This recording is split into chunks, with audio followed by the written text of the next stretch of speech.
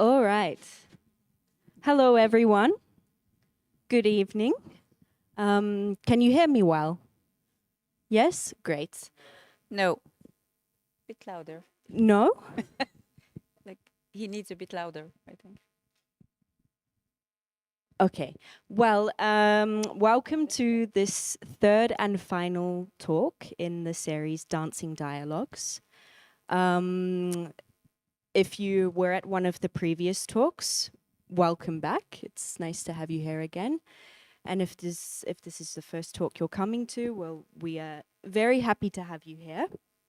Um, Dancing Dialogues has been initiated by P.A.R.T.S as a way to put the spotlight on the teachers who teach at P.A.R.T.S and provide an opportunity for them to sort of share their expertise and their thoughts concerning specific topics with you, the public.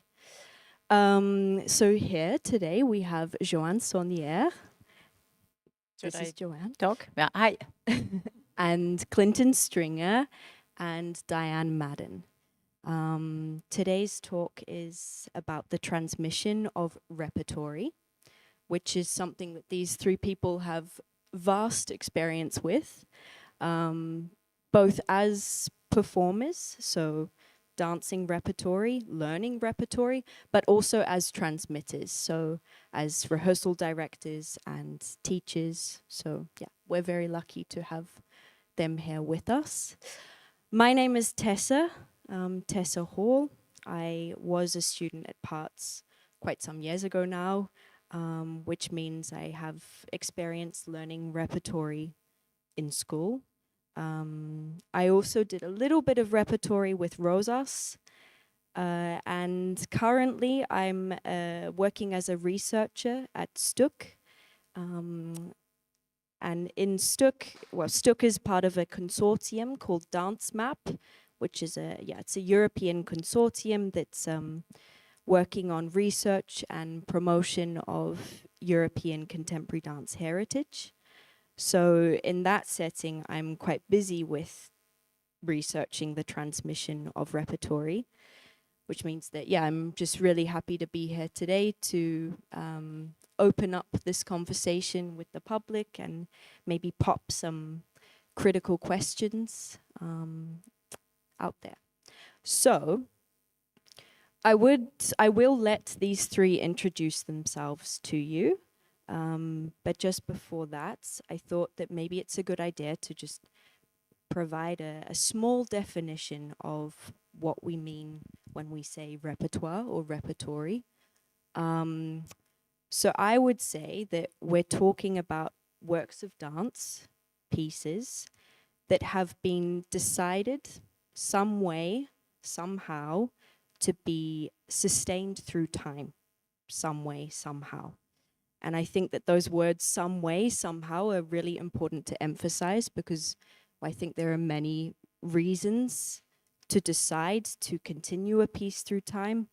And there are also many ways to do that. And that's where transmission comes in. So hopefully we can cover some of those angles today. So could you please each introduce yourselves? I would say instead of going through the whole list of repertory you've ever come across, don't do that because that will take an hour and a half. So maybe just give us a summary of where you are today with repertory, what role you take on when you're engaging with it. Yeah. Okay, so I'm Joanne Saunière. I joined the company Rosas in '86. I think I'm considered to be part of the first period of Rosas. It comes, let's say, before drumming. And the repertory I was part of involved a lot of floor. There was a floor period of Rosas. What did you say? I have to say more. Did you then work as a rehearsal director or? Yeah, for many pieces of that period have been transmitted to either the company, New Generation, or other ballet, like Opéra de Paris, Lisbon, Denmark. Vlaanderen, Opera van Vlaanderen also. Hello, I'm Clinton Stringer. I was at P.A.R.T.S, and Joanne was actually my first repertory teacher. She taught me Rosas Dance Rosas in 1997. Um, I was in the company in the second period, apparently, from 2000 to 2008. We also did some floor work. And actually, the only piece that I was involved in the creation of that became repertory was Rain. That's become repertory. But I danced a lot of repertory, so I danced Mozart concert arias with Joanne, and we did rep evenings. And then I've taught repertory in 3 ways, basically. I think same as Joanne, to ballet companies. We actually taught together in Copenhagen. To schools, so I teach drumming to P.A.R.T.S soon. And then also repertory as a kind of recreation. So I was just involved in the multicast, supercast versions of Rosas Dance Rosas. But also Grosse Fugue was reinvented as a quartet as opposed to 8 dances. So as repertory as a way to use the original piece to make a new version. So voila, those are the 3 main lines that I work with repertory. Hi, I'm Diane Madden. The work that I've, excuse me, transmitted has all been from Trisha Brown, who I started working with in 1980. I was original cast in about 16 of her works. I've transmitted about that same number within the company, and also in licensing projects to professional companies and also education projects. I'm happily here at P.A.R.T.S, now teaching technique and repertoire and composition and working as a tutor. And yeah, we'll be doing set and reset, which is what similar to what Clinton was just describing, a transmission of a work in which you take the basic building blocks of it, but you hand them over to the dancers to make their own new version of the work. Can I add something? Actually, the repertoire of my time, it's not at all like this. Everything is written. There's nothing changed of it. All the steps are written. There's no part of recreation. I think none of the repertory that I'm doing has that. I thought that maybe it would be a good idea to sort of set the scene of what a transmission process is, because perhaps there are people in the audience who have not been in the studio during such a process. We're not going to go too deep into this because otherwise we will be here all night. So just briefly, let's talk about how you go about a transmission process, what methods are used, what does it ask from you as the transmitter, and we'll also touch on how this process differs between an educational context and a professional context. So I thought to kick this off, Diane, you could talk to us about set and reset. So set and reset is, I would say, a hugely impactful work that was choreographed by the late Trisha Brown. I believe it premiered in 1983. Yeah. And this is a piece that has been taught at P.A.R.T.S and will be taught at P.A.R.T.S again as set and reset reset, which is maybe like a rewriting. So yeah, I thought that you, as one of the original cast members of this piece, you could talk to us about how you're going to approach this process. happy to. Okay, so it's actually somewhat representative of how any of Trisha's rep would be taught, even though it is a reset, a remaking of the basic components of the original choreography. But because the way in which Trisha works is primarily by generating the phrase material, the movement, the sort of long stretches of composed movement that become the language that she uses to compose the dance. So when it's a reset, basically the phrase material is first taught, and then the skills that were developed and used by the original cast making the dance are all basically ensemble improvisation skills. And the different timing and spacing aspects of what emerged and in those improvisations and were memorized, those things are kept in mind. So once the phrase material is taught, the improvisation skills are honed to a high level, and then the dancers get to dance and create and create and create and then memorize. So that's yet another step in the process, is how to capture those beautiful, rich improvisations. Yeah, that's basically it. And how would that differ with a professional company? It's a little, there's not that step of preparing dancers, teaching the skills that are needed to generate the dance. So it's much more, it's like a shortcut directly to what you see on stage. How deeply you go into the creation process, I think it depends on a lot of different factors. How much time do you have?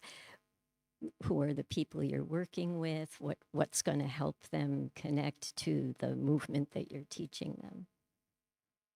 Yeah. And you're talking about repertory as a rewriting, or transmission as a rewriting here. So maybe, Joanne, you could tell us about like you said, you have more experience with transmitting repertory as sort of a direct copy paste of the original. So how would that be? How would that go with a ballet company, for example? Well, there's two type of work that we are transmitting. One where the material is shared, like let's say Bartok would be a shared material. But there are some pieces like Mozart Concertaria where all the dancers are not sharing the same materials. So it's a different process when it's not shared. I'm always transmitting anyway repertory that I was in the original cast. So I know my part, I know the other part, with a little bit more humbling thing, because when you're creating and the other are not sharing the material, you are doing stuff that are part of you that you're not entirely conscious. So that part, it's a second view on what you're transmitting, because it's part of your personality, and it's not shared. And you have to learn the qualities of the other dancer, because in the work of, contrary, I think, to set and reset, in the work of Teresa, like, there are sometimes different colors that are pushed through people, and like, I'm the tonic one, but the very elastic one I'm not, but still have to teach it. So I have to have a comprehension of that, even though I can show it the best way. And when it's share material, that let's say like unisono and all those pieces, like Rosas Rosas or Bartok, what can I say about that? I mean, usually they were about exhaustion and speed. So there's a basic energy or way to breathe. That's the first level we have to teach. It has nothing to do with the other kind of dances. Those pieces with share material, we have to share first the breathing, and that's the base before the shape of the movement, before the formality. It starts with that, I would say, which this I can transmit because I was part of that process to breathe with other people in unisono or whatever.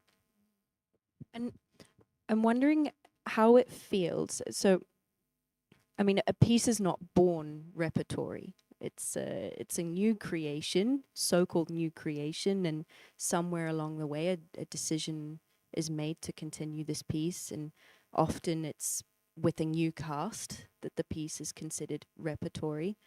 But I'm curious about how it feels when you are the original cast, you're in the studio with the choreographer, you're having, as you said, like direct input into the making of this piece, and sometimes without necessarily having to think about it. It's coming from you. It's heartbreaking. It's heartbreaking. What do you mean? Well, I really felt it was a lot heartbreaking every time I lost a little bit of myself at the beginning. Then You mean had when you pass it over? Yeah. Yeah. yeah. I mean, like you say, you put yourself, you put things that you don't even know that you have to transmit to people. It's really heartbreaking. And then you get a little bit older or you do it a lot of time, then you get distance about it. But yeah, that's my experience.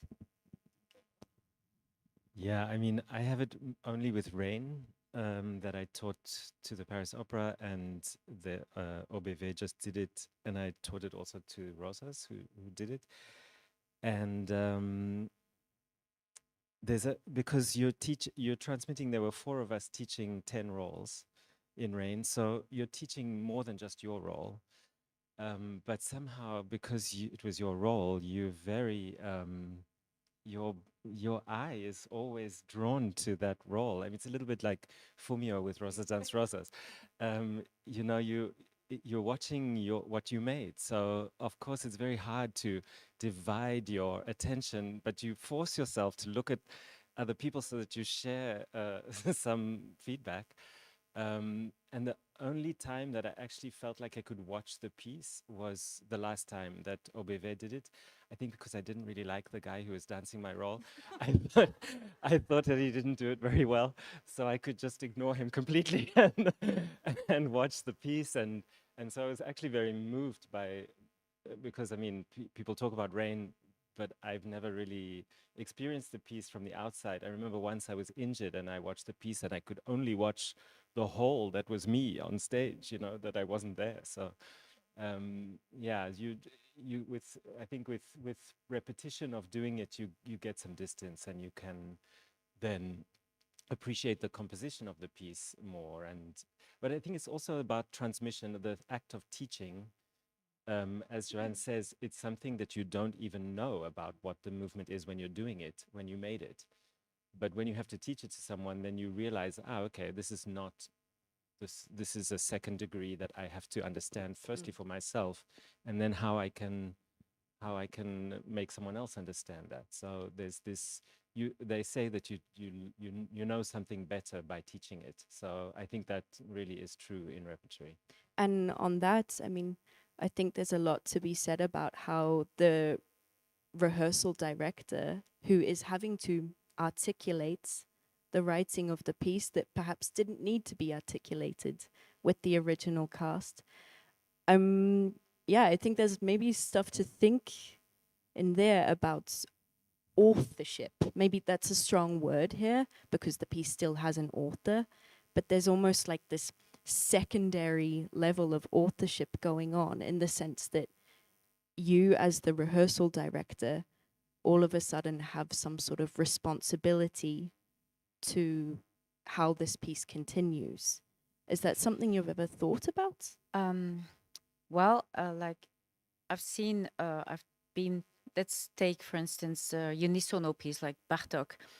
I I think there's something a little lost when there is only one rehearsal director, because all of a sudden your mini little habit or whatever, you can see the four of them dancing like you, when it was four different people dancing together. And I saw it now with the new the fifth generation of Rosas and Rosas. They had only one input, a Fumio, and they were dancing it like Fumio. And then there was the multicast that came, all this generation, and all the girls were like, ah, okay, you can do it this way and this way and this way. And it really enriched, I think, their way of seeing the material, and you can't help it. I mean, you have to show it one way, you do it the best you can. Then they pick up many details of you. Um, and so now, for instance, in OBV, I have to teach next year or this year, I forget. But I asked that there will be another input, so it's richer for the dancer. Yeah, I think also with teaching at P.A.R.T.S, you see that with drumming a lot, that there's three teachers and you watch the three people that are teaching on stage because all the students are dancing the phrase exactly like that person. So you see the Taka version of drumming, or you see the Marta version of drumming, which is It's quite like it's entertaining. this chain-like effect, isn't it? Yeah. I think it's a little loss. There's a little loss in that, because I think it's richer. I mean, unisono, four people doing the same movement at the same time with three different or four different vision of how it was created is a little bit richer. And I learned that very late, to be able, after I looking at the video and saying, this one was doing it this way, and I'm trying to encourage the dancer to make their little market, take this from this, try to enrich them with that, and not only like a funnel, only one vision. Hey, Clinton, could you talk to us about transmitting drumming at P.A.R.T.S? So, drumming is a piece by Teresa de Keersmaeker from 1998 and has been transmitted regularly in repertory classes at P.A.R.T.S. I understand that this is coming up soon in the agenda for the students. So could you talk about how that's going to be, but maybe specifically what is it that you're going to prioritize? I mean, it's very similar to the way that Set and Reset gets transmitted, in that we teach the original basic phrase, which lasts about 3 to 4 minutes. So that gets taught first as basic material that dancers have vocabulary. And then it's a creative process. We try to make a kind of mini recreation of the process that we did as dancers to make the piece. Just to say that I was not in the original, but I danced it as repertory in the first replacement. So we encourage the students to make their own personal transformations, which is like a solo, transforming the original material into a solo that they can dance, to make duets and trios similar to, but I think your task is much more in direction of improvisation that gets then written. Ours is really about writing in the way of the Rosa's intention. And then constructing the piece in that way. So to construct in the same way as the original was constructed. In terms of priorities, the original drumming has a very strong Fibonacci sequence in terms of cast member promotion. So there's one person who dances really a lot of the time, and then two people, the second person that also dances a lot, and so, and 8 people who don't dance so much. And so, yeah, so we try to cancel that. In the educational process, we decided that that was not interesting to teach, because it's just more interesting to have a democratic division of roles. So we split it up and we do it in a different way. So we changed the original writing, let's say, to so that it's fair for everyone to have a chance to try to do that opening solo, for example. And I think, I mean, very similar to what Joanne mentioned, high speed is one of the priorities, high speed and togetherness. And then something about the social aspect of drumming. Drumming is written that everyone has a different facing. No one dances the phrase facing the same direction. You have all these different facings. So you're often dancing facing someone, and then you turn and you're facing someone else. So you have this kind of, you're looking into the eyes of your colleagues all the time. So there's this joy of being together with someone that you admire, and that you love to see dance. Dance is what you're dancing, but in a different way. So there's this kind of joy of complicity, of unison, that I try to encourage as well. So there's also and then also a kind of Rosa's way of being on stage, which is hard to talk about, but I was going to um, ask you, what is that? yeah, I mean, somehow some kind of honesty, some kind of simplicity of not being, especially in drumming, which is more abstract. It's not true for all Rosa's pieces, but in that period, especially, there was a way of being on stage that you showed yourself. So if you bumped into someone, you didn't try to pretend that it didn't happen. I remember Fumio bumping into someone in performance and screaming and me being so things like that that happen, and that you could just show everything that happens. And also the way that drumming starts is that everyone's standing on stage while the audience walks in. So it's just you're there, you are who you are on stage, and your gaze to the public is not a ballet third balcony gaze, but direct gaze. So you look people in the eye, you engage people as a human being, you try to establish a human to human contact with people in the audience so that they don't see you as some kind of alien doing impressive stuff on stage, but that you breathe together, you walk, you can do the same things as human beings. We breathe, we walk, we jump, we turn. So it sounds like you're transmitting much more than just the form of the choreography. Oh, yeah, absolutely. I mean, it's really about the essence. I mean, that's, I think, what all of us, try to grab hold of is, and I think that's what Joanne was talking about, the difference between the four women in Bartok is to try to, because it is important that those were four different personalities doing the same thing. So that is, in essence, that is the piece. So it is important to try to find that in whichever way, whether you're teaching at a school or at a ballet company.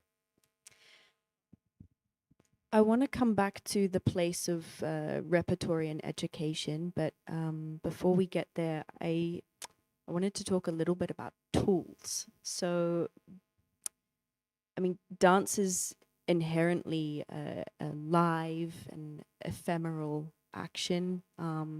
That's why we have repertory, to keep works alive that would otherwise, disappear. But even though it could be called intangible dance in the sense that it doesn't leave a material trace in its wake, we still work with tangible material. We work, for example, with video, which is a very important tool in the transmission of repertory. So I'd like to just touch on this. And I think that Trisha Brown Repertory is a really good opportunity to talk about video, because as a maker, she had a very strong relationship with the video, I believe. So I think that therefore has a part to play in transmission. So could you talk about video? Yes, video Trisha used video more and more over the years. It wasn't really there in the early creations so much. But it became more and more useful as time went on, especially when the rep was handed to me to take care of so that she could focus on creating new work. Video, it's gives a lot of information, and it's obviously very limited information. It's one point of view. It's not three-dimensional. I think how it's used, I think it needs to be ideally steered, kind of, when you're using it as a tool.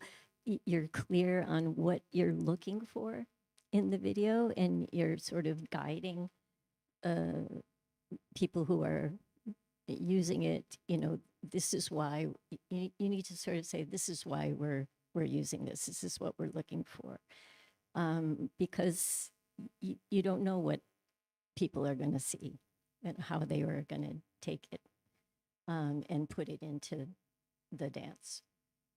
So it's they can have all of that. They can have their individual response and view on it, but in terms of how it's useful in the process, it's really important, I think, to guide people, like, this is what we're looking for. Yeah. I would say in the work that I'm transmitting, I use mostly video for space because I mean, we don't have those thing of improvisation. So it's mostly space to try to see to the dancers if the space is not as complex as it became after in drumming. It's less complex, but still have they position themselves in space according to the others, and that's how I mostly use the video. And after, because there's a lot of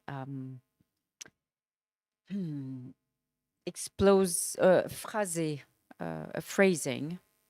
I don't think phrasing goes through video. It really has to be performed by your body to get the phrasing of. Yeah, and that's a thing that when you get older and you have to do old pieces, we are very explosive. We hope that the dancer gets the info quicker because we don't want to show too much. So yeah, the phrasing is really body to body. I don't think it goes in video. It doesn't pass at all. But space, yeah.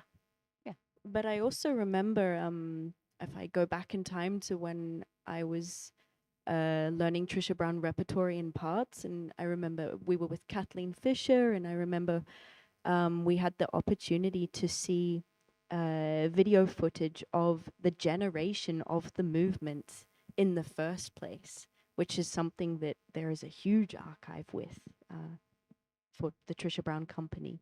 And that was useful because you were able to see like the root of where things came from. So you're learning perhaps a different angle to the final product. Do you still work with this? Yes, I mean, that's another aspect of video that is, I find so valuable, is that you can see evolution. You can't always do a multicast, so it's a quick access to different generations, and like, wow, at that time, this is the way they were doing it, and this time, this is how they're doing it, or you see how it's evolved. And also, yeah, there's not just improvisation capturing, but crafting, like Trisha alone in the studio, really, really crafting the material and just doing it over and over and over again. And just you see it just evolving step by step. What is she going after? How does she, when does she change direction? You try to figure out why. That as and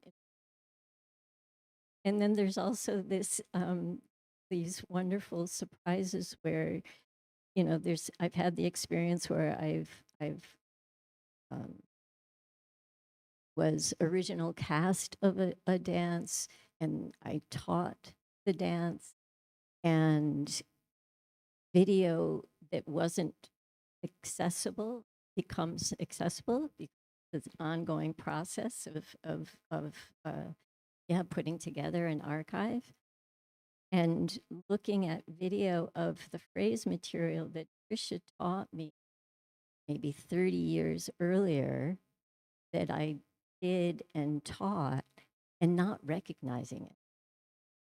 And because having it to because it really changed so much it along the changed way. so much. So that's just another example of like how dances evolve and become these living things on their own through bodies, the life.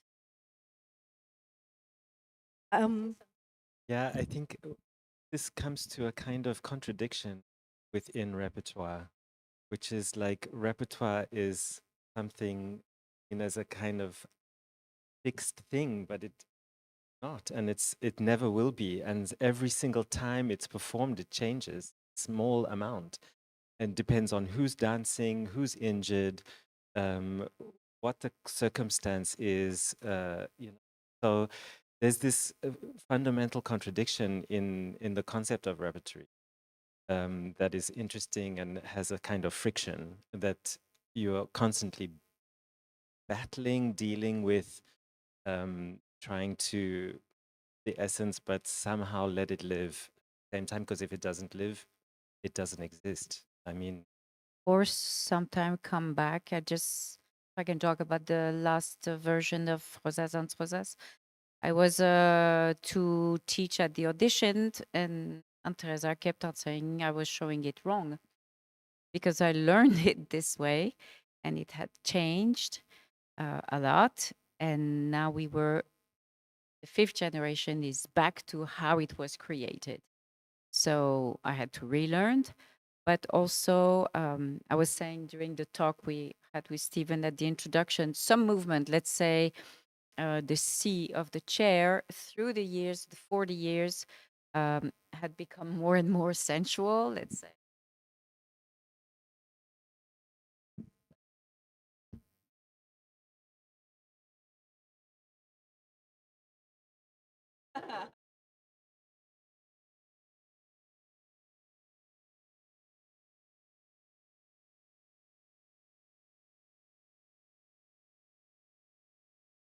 General roughness and dryness.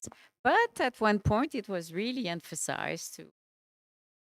it makes me think of so October 25, so October 2025, I had the opportunity to interview Clinton in the frame of the research I've been doing. And in this interview, Clinton, you brought up the term archaeology, or the idea that the rehearsal director is sort of a quasi archaeologist. Could you talk to us about what you mean? it came actually from a very specific moment where Mark Lorimer and I were preparing to teach the in Vienna. The Grosse Fuge is it dances, but there's four voices, so it's a string quartet. So there's the four voices of the string quartet that the dancers are divided into. So there's a first violin, a second violin, alto, and a cello. There's two cellos, three altos, blah, blah, blah. The cello role, just for some background context, is notorious because it's was made by Thomas Howard, I think, in the original in P.A.R.T.S. You were in P.A.R.T.S. An original cast of Grosse But I didn't want to dance it, the Yeah. Grosse Fuse.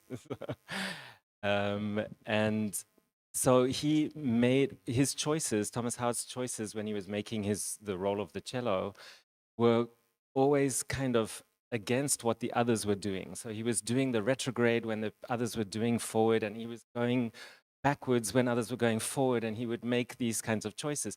So the person, whenever you teach the grosse fugue, you have to have an original cello dancer with you, because otherwise no one knows what's going on. You know, that's the person who knows the cello. You can, if I know, I've danced the alto roll, and the floating voice.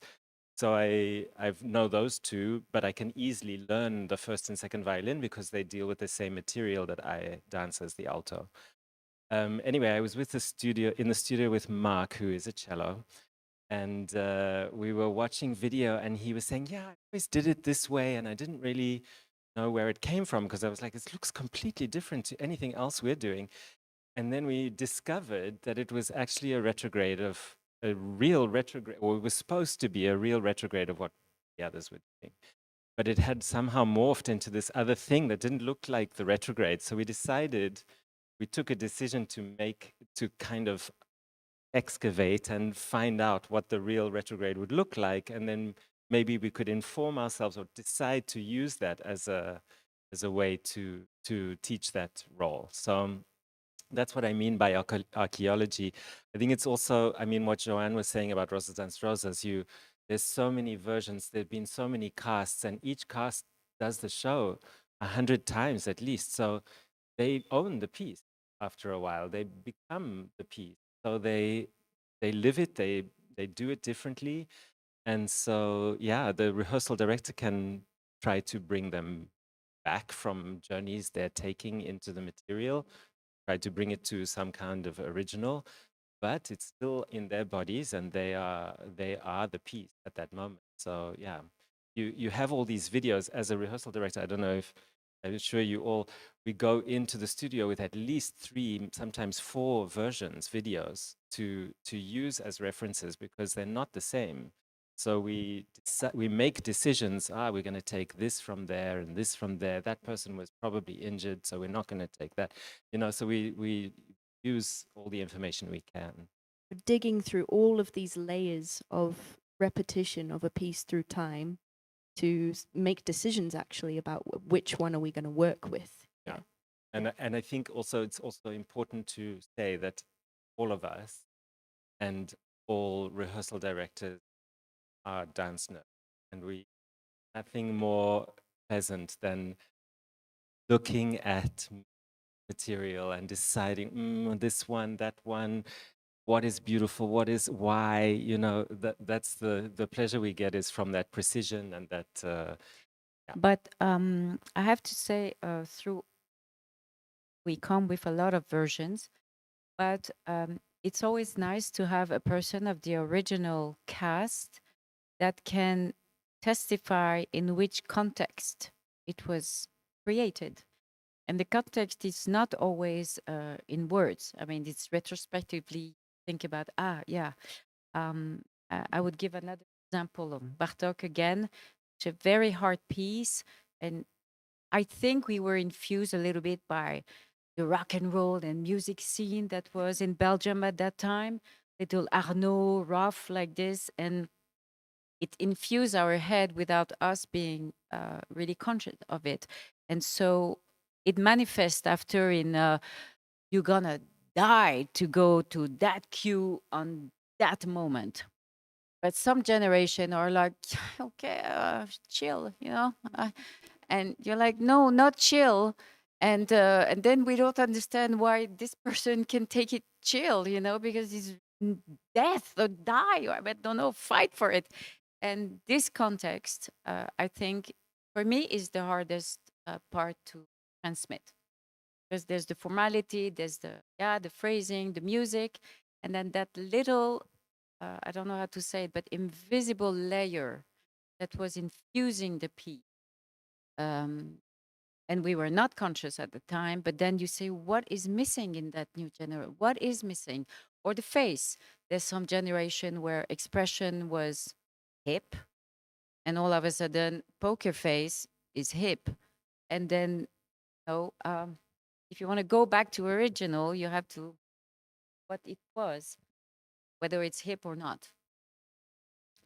Um, I've been thinking a lot recently about this, like, spectrum that exists in the transmission of repertory. Actually, I think spectrum is probably the wrong word. It's probably more like a scale in the sense that there are extremities on either side of the scale. I think on one hand, you have this approach to transmitting that is very much like reverently holding on to the original piece, the original essence, the original writing as it was made to be. Yeah, protecting that. But on the other side of the scale, you have an approach to transmission that's perhaps much more lenient to transformation. And I'm not talking about transformation in terms of rewriting. I think that's a whole other thing. But even when the piece is being passed on in its original writing, even then there can be an approach that's much more welcoming transformation. Um, you know, in the sense that the bodies of the dancers are different, the rehearsal directors coming with their bias and their style, even the fact that the audiences receiving the work are also transformed. The way a work is received by an audience in 2026 is different to 1996. And I think on this scale, like, not one way or the other is necessarily better. Because you could say on one hand that this transformation is inevitable, but you could also argue that perhaps being too loose with that is sort of discrediting the piece. I mean, take for example Trisha Brown. She's no longer with us to guide the piece into the future the way she like her piece. So I'd like to hear from each of you where you would place yourself on that scale.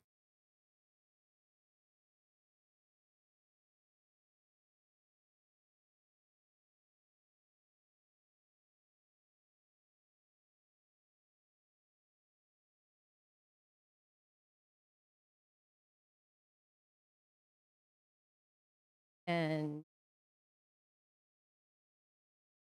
Moscow, Robert Rauschenberg brought us uh, their sort of called Rauschenberg Overseas, and look it up. Our OC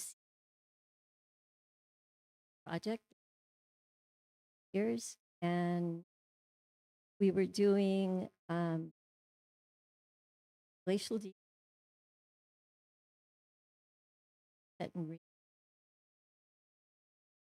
and which were two works that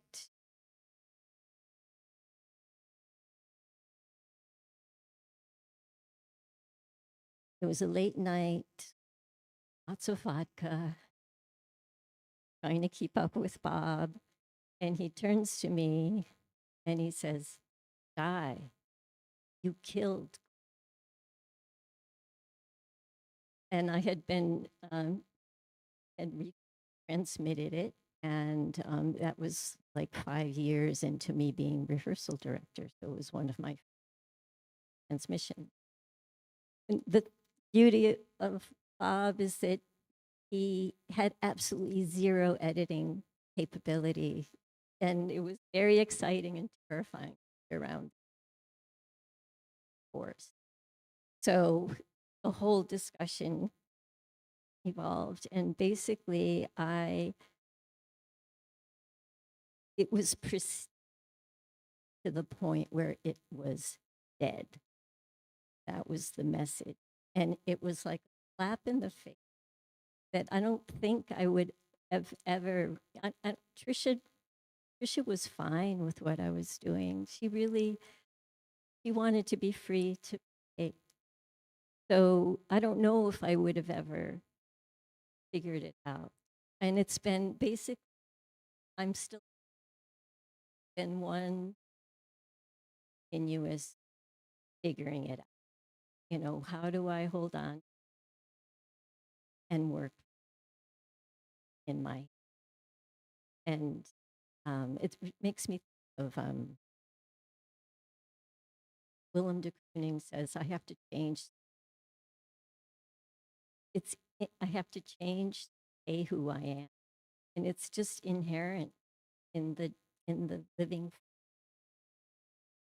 I think just maybe one other thing is that, you know, so I allow something to go somewhere, and I'm watching it, and there's a certain point where I go, or like I can't call this set and reset anymore. And then there's like a gentle redirecting back, kind of back that I feel I can trust. Just ask when, like, when would you identify that moment that, oh, this isn't it anymore? Is it because the form, the writing has changed too much, or the performativity? I mean, it's a simple example, watching the building and reset. And there's a lot of partnering involved. The original, so that was a big influence how it got shaped through Trisha's direction. And when I see that it starts to look like contact, I'm like, whoa, wait a minute. We need more architect.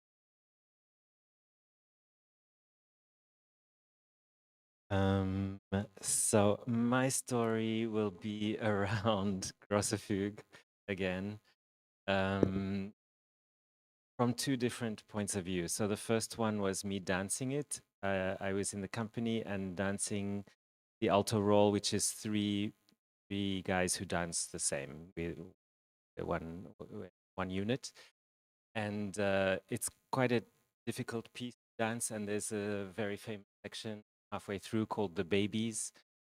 The baby is this. We can do it for you, but we don't have. You throw yourself on the floor backwards,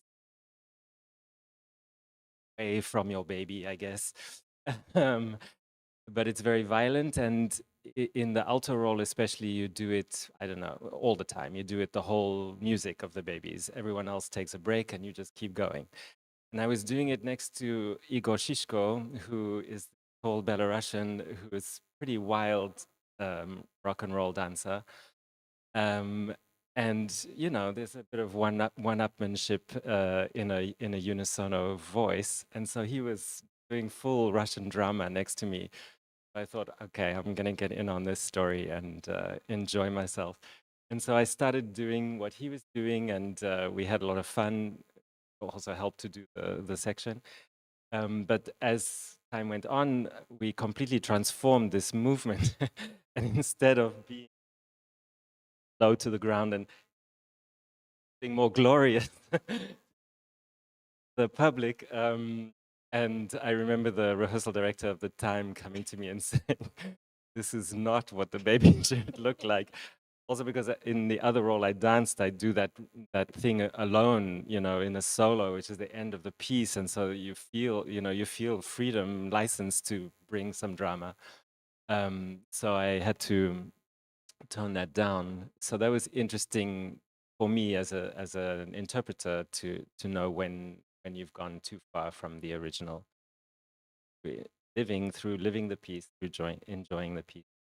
And then as a transmitter, when I was teaching it in Vienna, so the fugue is very complicated count-wise. So we use a video, but for space, but mostly we have these sheets of counts. So each voice has a full sheet with counts on when you do things. And so that's what you're doing mostly. you're just making sure that the dancers you're teaching know which count they have to jump, which count they, you know, what the counts are. But there's a point where you have to forget about that, and it becomes, it's absolutely not important. They need to be together, they need to be on the count, that should be a given, but it's not going to be enough to dance the piece.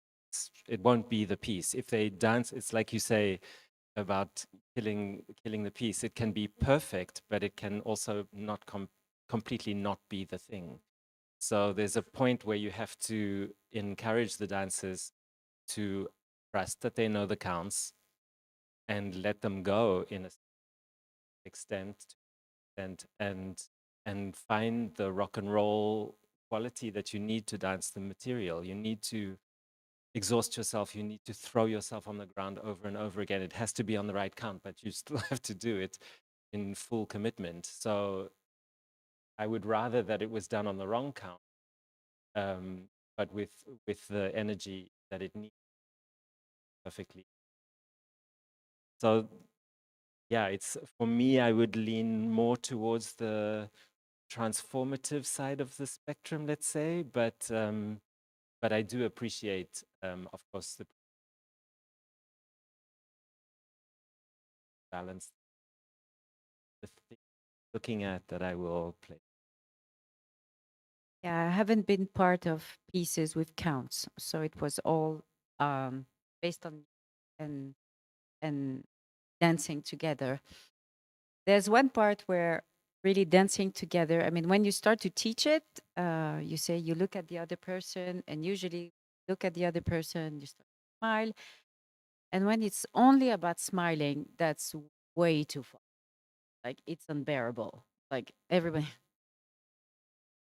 that's completely deforming the You piece mean like in it my. becomes fake or something, or No, it's just balance is not good. It's just too much smiling, and it's just too much smiling. And the smiling should be little check up, but mostly looking at each other. But if you smile every time, it's terrible. I find terrible.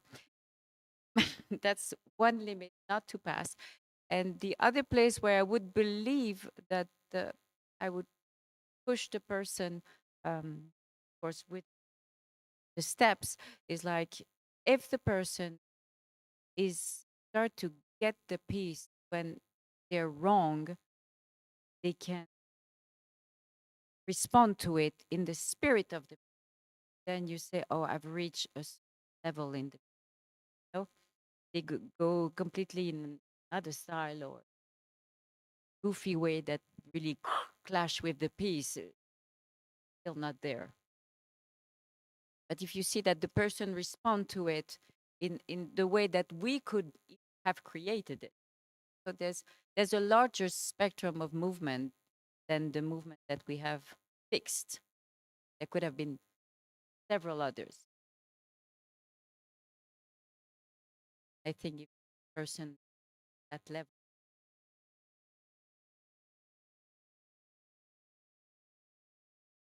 I think it's a good moment to talk about repertory and education. Do that. Obviously the place of repertory in the field is a big question. Not to mention education, the field at large. It's a big question. It becomes a curatorial question. It brings up of history and heritage and the canon. Who is remembered, who is not, whose work continues, whose does not. Also, like what resources go towards repertory versus what resources go towards new creation. These are all really big, important questions. Um, and I was watching the first dancing dialogue talk, which was moderated by Stefa, and in this talk they brought up this moment in history, Belgian contemporary dance history specifically, which I think was located around the 80s, in which there was this sort of this shift in economy, meaning that the focus became much more on newness and innovation, this mentality of producing and producing. And I think at that moment, there was probably a shift in understanding of repertory also. You know, perhaps it started to be seen as something more stuck in the past or frozen, which, I mean, to this day, there is sometimes stigma around repertory as this old thing rather than a new contemporary thing.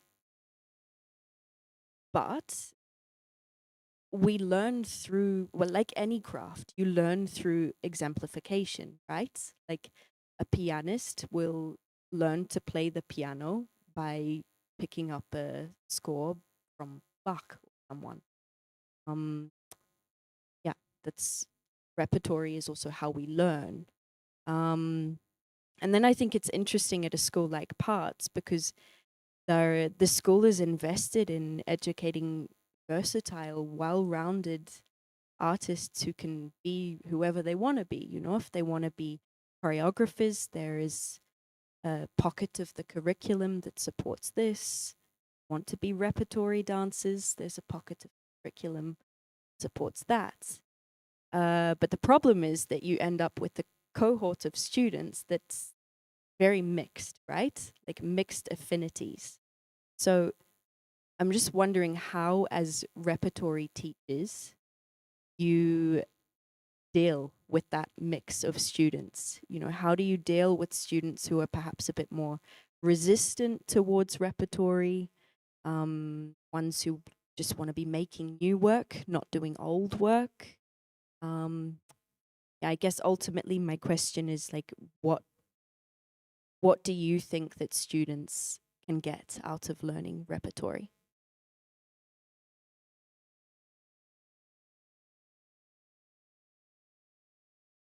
I always start my class by saying, my workshop, by saying that repertory I see as a kind of costume that you put on.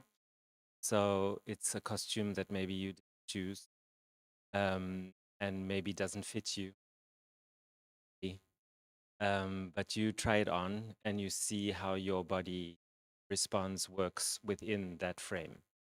So in a way, you could see it like if it works well, it's like a good collaboration. There's this external thing that exists or an external person that exists, and you come together and you collaborate and find where you can. So I try to approach it that way. I also try to make students understand that it's not a creation, but it should be a create. It's a little bit a fine line, but not a creation in that we're not starting from have a whole baggage of back, but they should stay creative in their approach to happening. So they should be curious about what the material can afford them, what the proposals of dancing this material together they could discover. I often go back to my relationship, try to understand that because I think I really understood some things about myself as a dancer by dancing other people's repertory. I mean, other works. I remember when back to the fugue. I mean, it's been danced by men and women, but it's a pretty, don't use say this, but it's masculine energy. It's very on the floor. It's very way to say. And I didn't feel like I identified with that as a young gay man coming to Belgium. I was a bit like, I'm not sure about this movement material. It feels old school. It's all this. I have to wear elbow pads. What's that about? You know. But I found by dancing it and performing it a lot, I found a part of me that does connect to that material, and it surprised me. I mean, I wasn't expecting it. I wasn't expecting. I mean, I also happened to be my only training before coming to P.A.R.T.S was in floor work, so I had some ability on the floor, which was lucky. But that kind of swing offness of the fugue, rock and rollness of the fugue, I didn't expect part of my bag of tricks, let's say. And so it was a nice discovery for a young dancer. I also danced Wim van der Kabus repertory in parts. I danced Forsyth repertory. I mean, I'm a dancer at all. I danced Trisha repertory. And so all of these things were kind of discoveries of new costumes, like drag, putting on new things and be like, oh, this one short skirt, I don't know about that, but maybe this coat that swings, like those kinds of things can have different facets of your personality.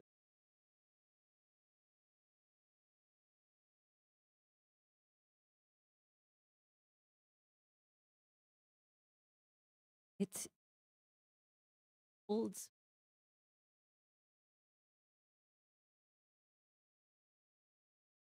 who I am in really demand. And I've, it's different from saying it's heartbreaking. I find it like I love the challenge.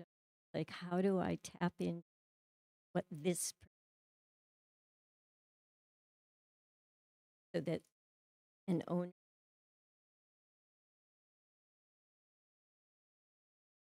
my way of doing and holding on.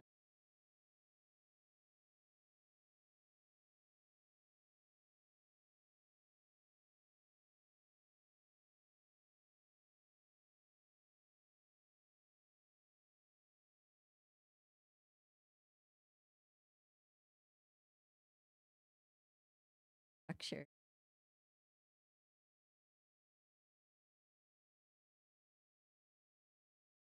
It was heartbreaking at the beginning. I got used. I find also that repertory in the creation that I've shared with Aunt Teresa always have a. I think later she started to same say that paramètre for a piece, but at the beginning she was experimenting from piece to piece. I think a lot of piece has different starting point, different source, and I always start the repertory in school or with saying there's a end date.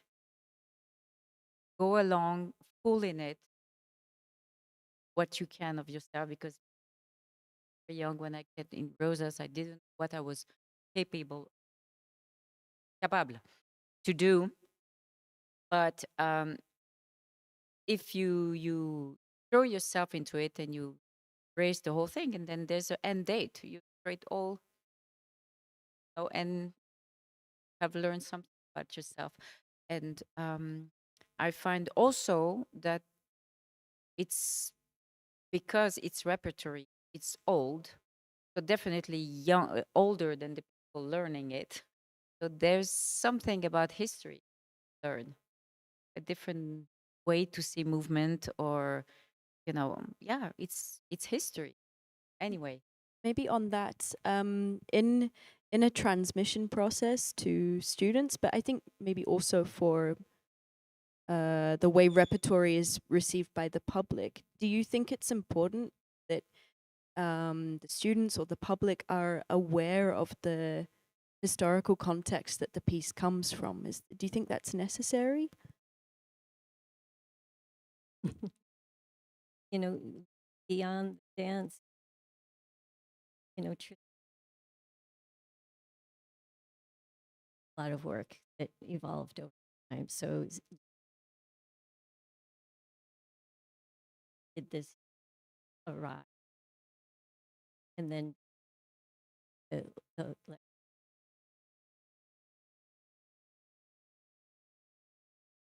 gender binary 80, it was really meaningful, an all woman company, and for women. That was important for her, and how that her to help dance relevant.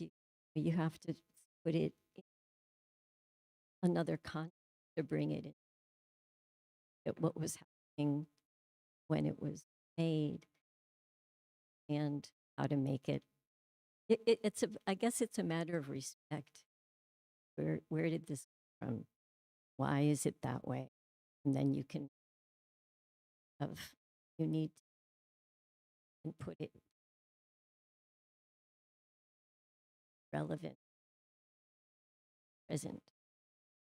Yeah, we have a piece that is super gender oriented. Was our concertaria. We talk about male material and female material, and it was done in 1992. And when we had to take it back in Ballet of Vlaanderen, I was very anxious about how to present it. Now, are we going to like male material, female material?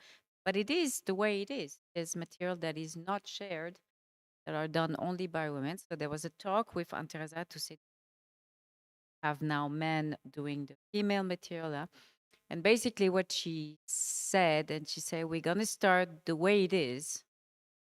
And if there is some question and blockage, then at one point we'll start to actually, because we are talking about how it was created, we can foresee what is going to be a blockage, like a problem or a questioning. So what we did is very slowly ask every time. I think particularly about one piece, it was Nathalie. The basic material of that creation was the point, you part of your body, da da da. And there was one piece where Natalie was alone and all the men were around and touching like points. And I could see when we saw the video that like one woman and 10 men around got a little this in the bodies. And I said, okay, we start to learn about it. I don't know if we can talk about it before starting to do it. Let's talk after. But what is for sure is I have to say there was not power. Wasn't This piece was not about men power over women. If you perform it this way, then that's your responsibility. That was not. That was like an energy of people. Yes, they were men around, but it was not about overpowering somebody. Actually, they started to focus on the mission.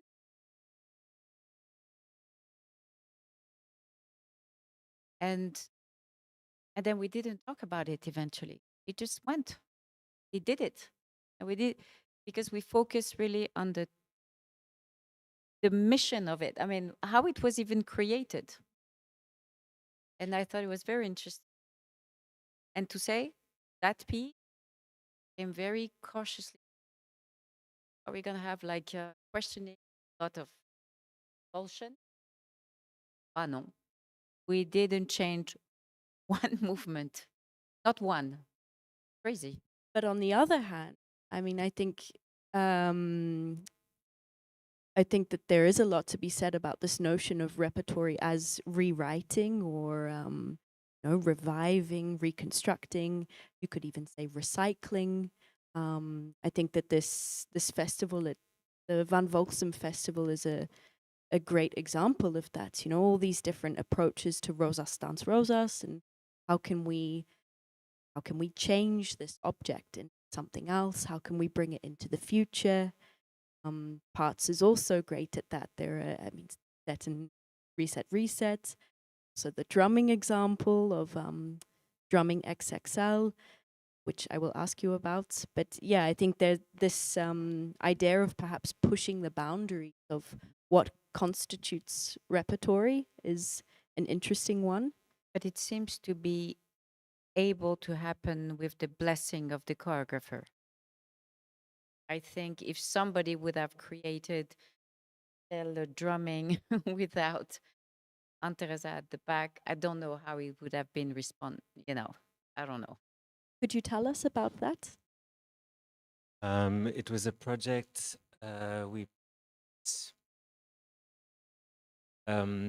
so every generation of P.A.R.T.S learns drumming in the first year. Makes a version of drumming. It's a half-hour drumming in 3 groups. drumming.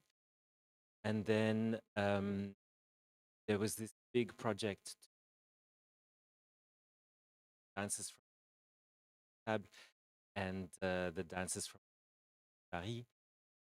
So those two, Senegal and more versions, our 5 versions of drumming that lasted a half hour and 5 days in the Art and History and Contenaire hall that they danced to with my spreadsheets and my assistant make the original music of drumming, which lasts 1 hour, and to piece together these 5 versions, stages that were next.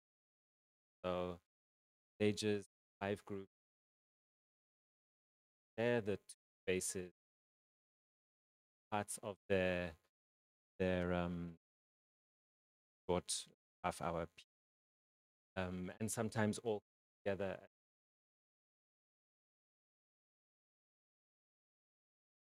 Epic production, and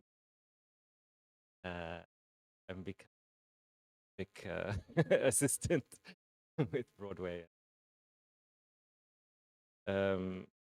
Yeah, And what do you think that these examples of like extending what constitutes repertory, what do you think that they can offer to this branch of? well, I think that they, because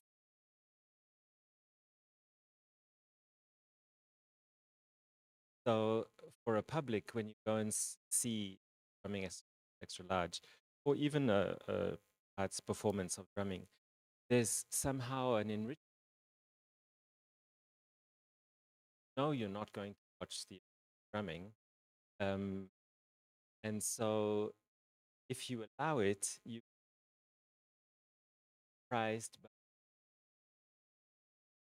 at the writing of drumming is that Andre allowed. I was talking about personal dances, that we encourage them to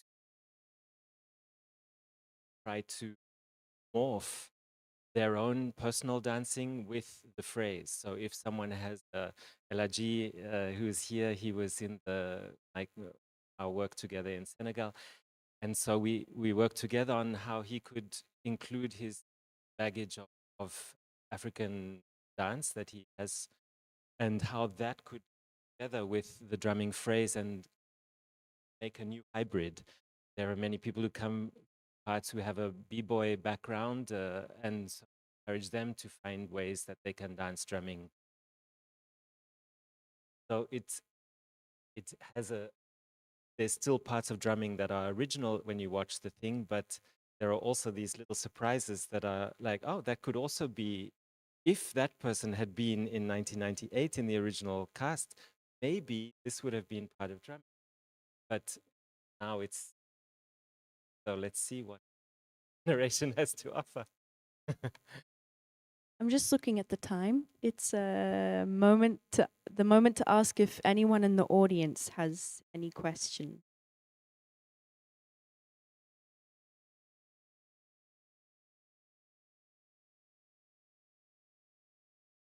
We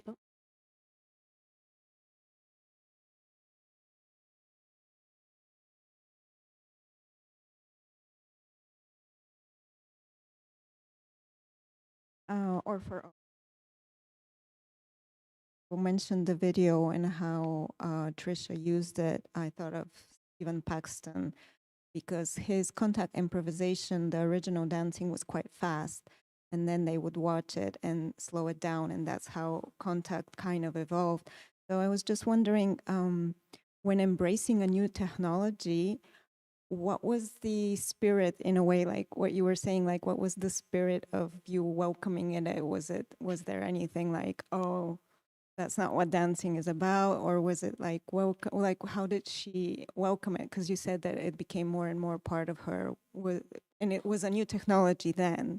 You know how people talk about like Instagram videos and stuff like that in a negative way? What was her thinking, or I mean, anything that you say? It was very gradual, kind of infiltrate. And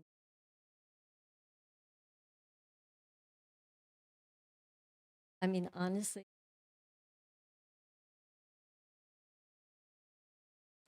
she,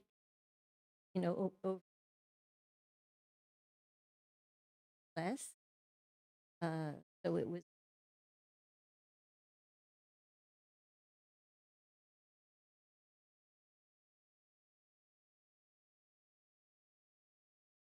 when dancers,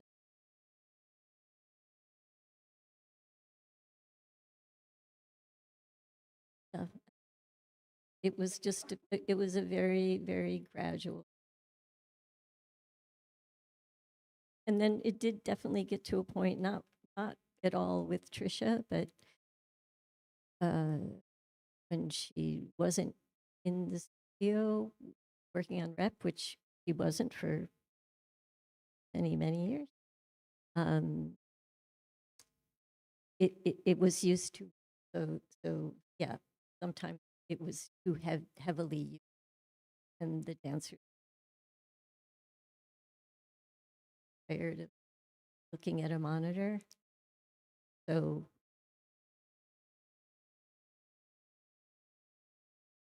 okay, how did we get here? Correct.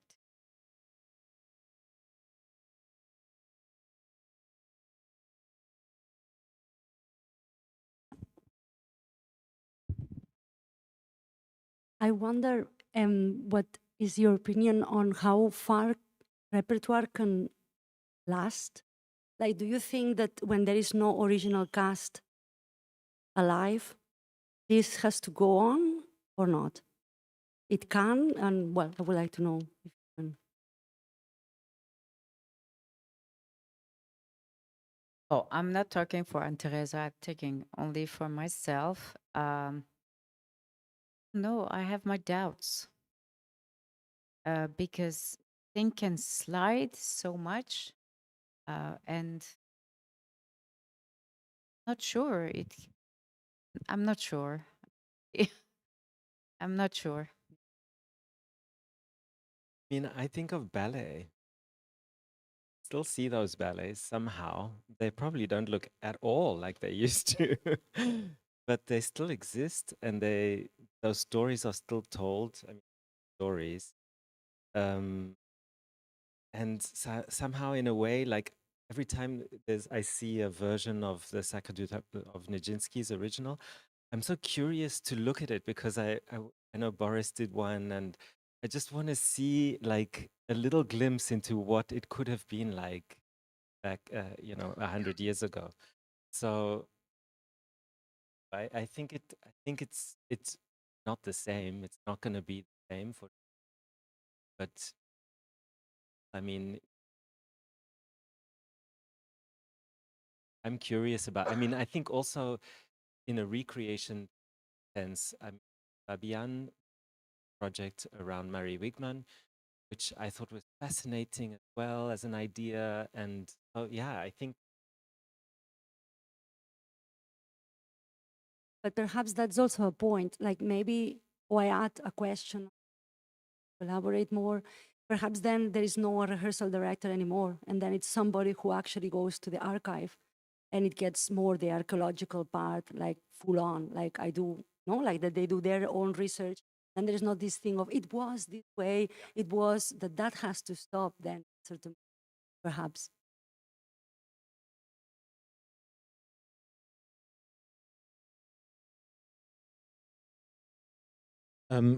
Given that it's clear that in educational context there is more liberty or than in a professional context, I wonder, and because all of you have been working or doing transmission in both of these contexts, is there something that you have managed to bring into the professional context that you've learned or done first in the educational context that before you wouldn't have imagined daring or being allowed to bring in the professional context?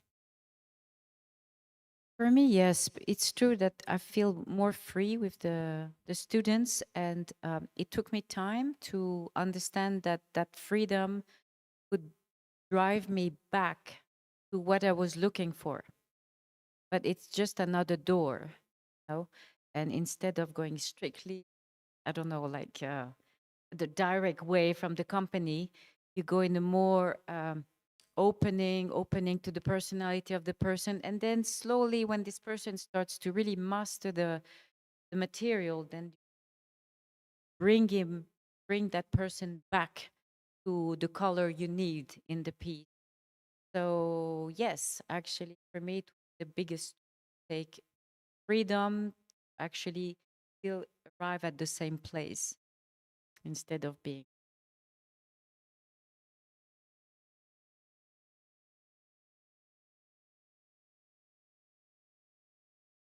Became softer, more open minded.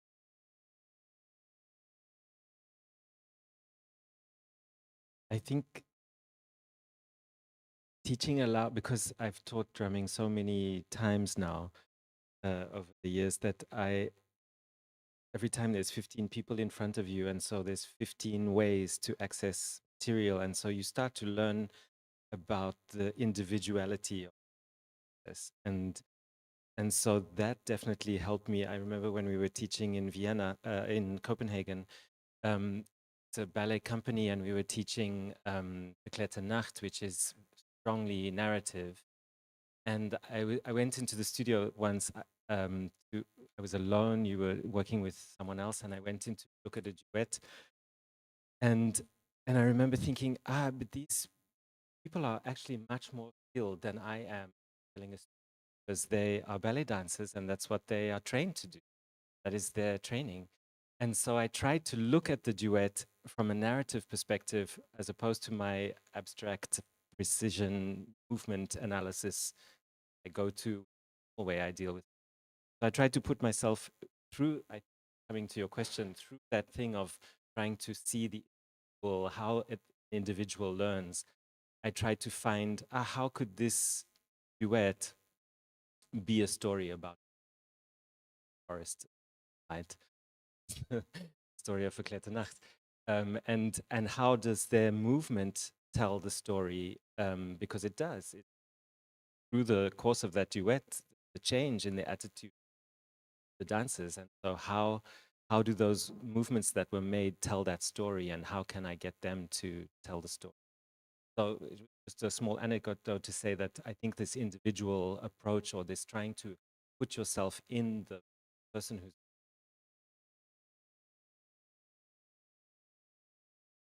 understand best. And also the school always offered, you always have 20 people in front of you, and there's very few pieces with 20 dancers. So you always have to understand the basic structure of the piece and then start to spin on it.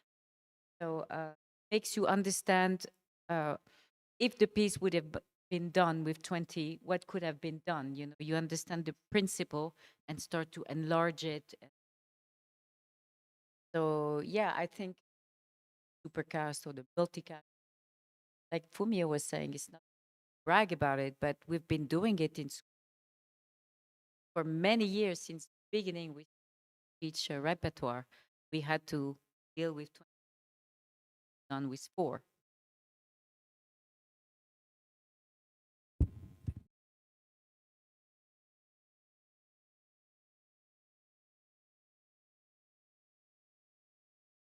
Yeah, this I find very interesting. And I thought also, actually, already in the beginning around these questions around the individual who relates to an original, or like, so this is obviously like one of the core questions in repertoire is like, there is an original that went through a body in dance, where that can change because people are differently embodied in history and are differently responded to in the social, and therefore you get like different versions of what yeah, what you get out of there. But then when you say this thing about the group now, I sort of started thinking also in relation to your question, what can go on when this is not there anymore?